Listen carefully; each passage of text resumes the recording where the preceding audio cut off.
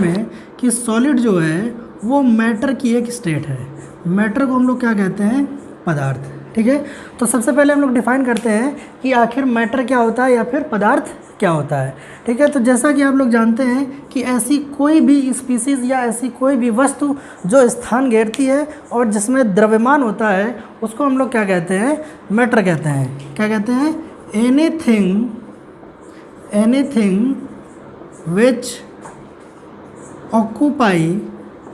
which occupy space and have mass.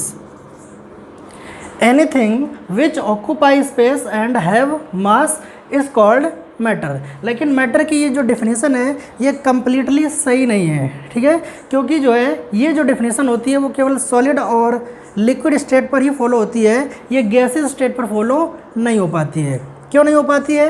क्योंकि जो gaseous states होते हैं, जो गैसियस मॉलिक्यूल्स होते हैं वो नॉर्मली एग्जिस्ट तो करते हैं, लेकिन जो है वो उस तरह से जैसे सॉलिड और लिक्विड क्या करते हैं कि किसी भी स्थान को घेर लेते हैं, उस तरह गैस किसी भी स्थान को घेर नहीं पाती है। इसलिए जो है इस मैटर के लिए जो है ये वाली डेफिनेशन आपकी सही नहीं है।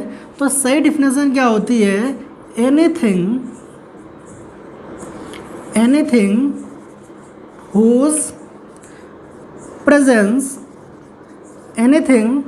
presence is felt by any one of sense। मतलब ऐसी कोई भी वस्तु जिसका हम लोग क्या कर सकें? अनुभव कर सकें। जिसका क्या कर सकें? हम लोग अनुभव कर सकें। किसके माध्यम से? सेंस के माध्यम से। सेंस को हम लोग क्या कहते हैं? ज्ञानेंद्रियाँ। क्या कहते हैं? ज्ञानेंद्रियाँ। और ज्ञानेंद्रियाँ आप जानते हैं कि ये 5 होती हैं। कौन कौन सी होती हैं? नाक, कान, जीभ, त्वचा और आँख। ठीक है, तो जिनको हम लोग ज्ञानेंद्रियों के माध्यम से या सेंस के माध्यम से जिनको हम लोग क्या करते हैं? फील करते हैं, उसको हम लोग क्या कहते हैं? मैटर कहते हैं। ठीक है, तो ये जो मैटर की जो सेकंड डेफिनेशन है वो एक्सटेंडेड फॉर्म है किसकी? फर्स्ट की, है ना।